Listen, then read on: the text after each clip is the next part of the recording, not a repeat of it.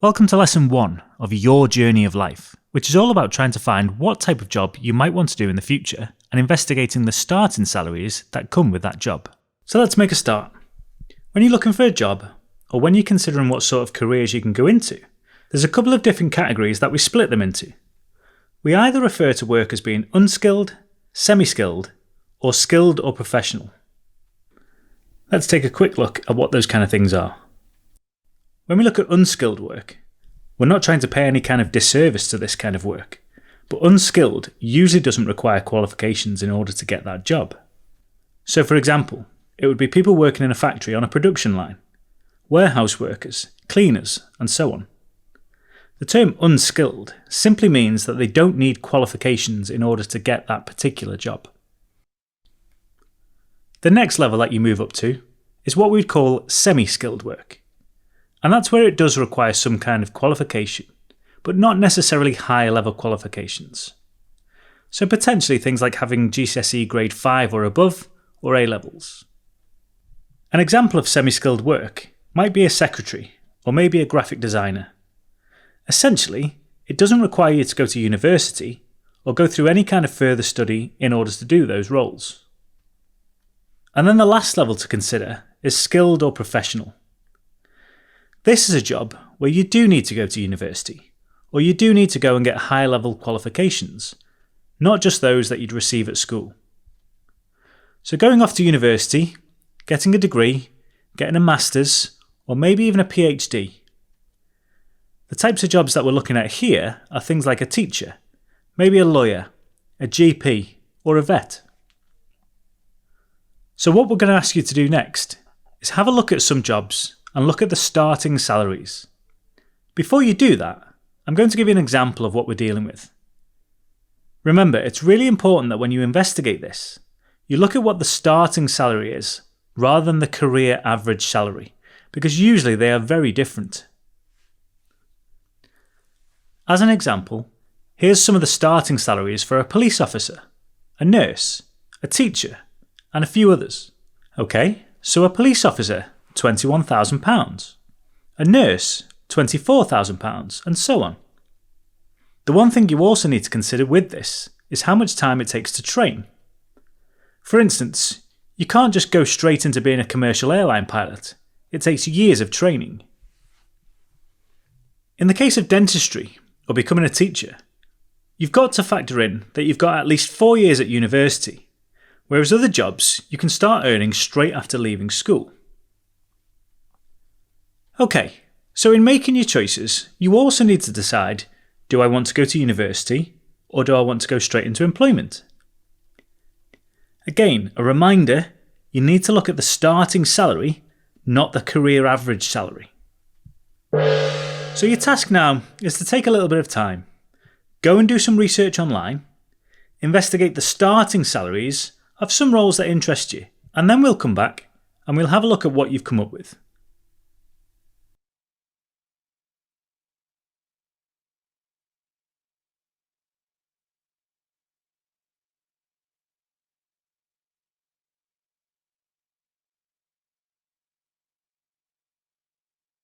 Okay, so now you've spent a little bit of time doing some investigating.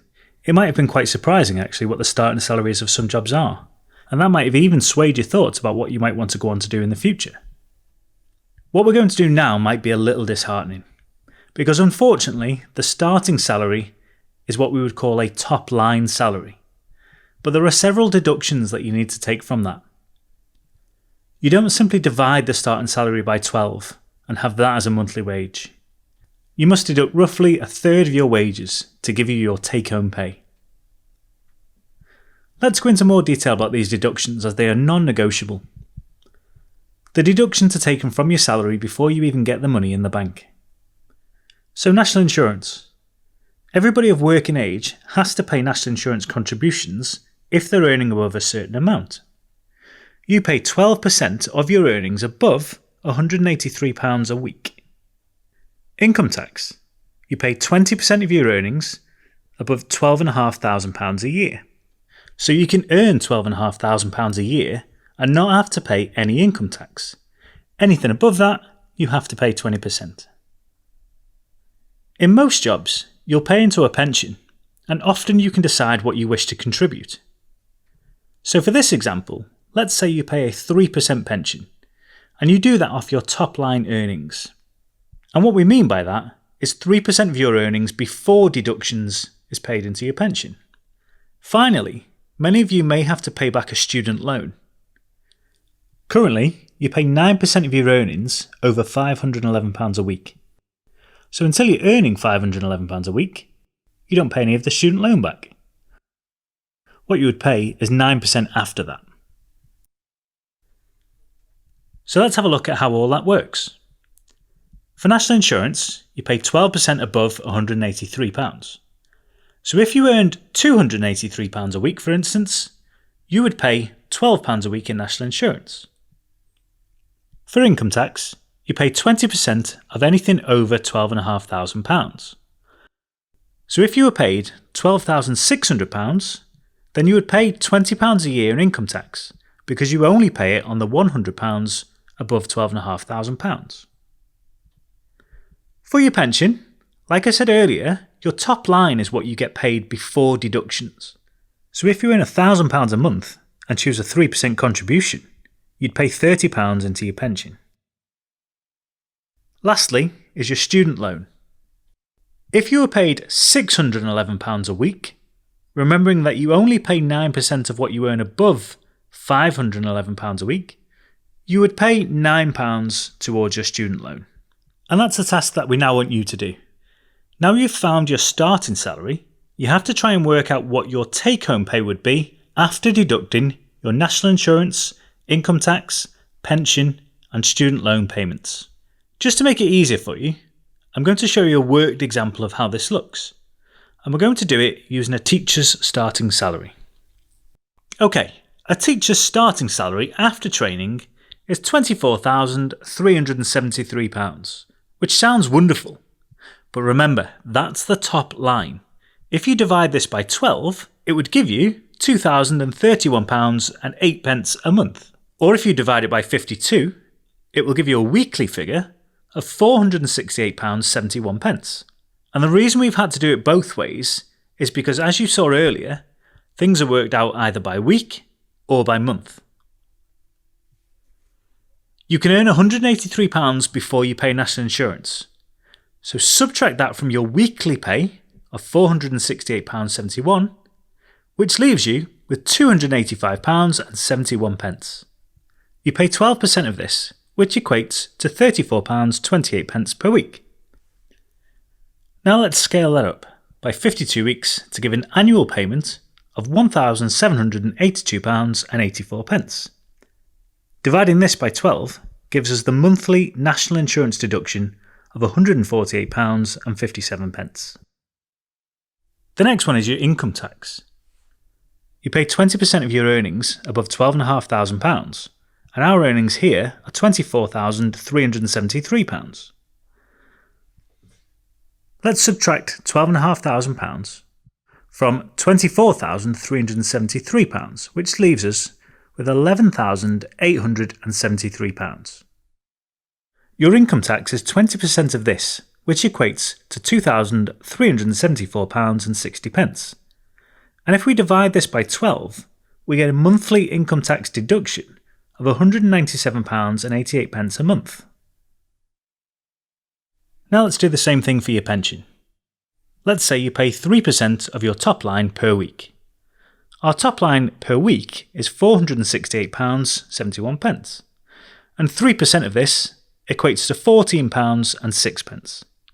If we multiply this by 52 to get our annual contribution of £731.18, and then divide this by 12, we get a monthly deduction of £60.93. And finally, your student loan. You pay 9% of your earnings above £511 a week. Well, here we don't actually earn as much as £511 a week. So if you went into teaching, if you got a student loan, you wouldn't pay back your student loan because you don't earn enough to reach that threshold. So if we look at how all that breaks down, our monthly top line income is £2,031.08. We then deduct national insurance at £148.57 and income tax at £197.88. Our pension is £60.93 and with no student loan deduction we're actually taking home £1,623.70. So that might just influence some of your decisions when thinking about what kind of job you want to go into. When you look at the starting salary, you can now predict what you're going to be left with in the bank, because that's what you'll be progressing through your journey of life with. Every month, this is the amount you'll have to either pay for a mortgage, maybe rent, pay for your food, pay for your car, and so on. Okay, so this is what we want you to do. With the starting salary that you've chosen after your research, we want you to calculate these deductions and find out what your weekly and monthly take-home pay would be. Use the worksheet to record your calculations, and I'll see you in the next lesson. Have fun, everybody.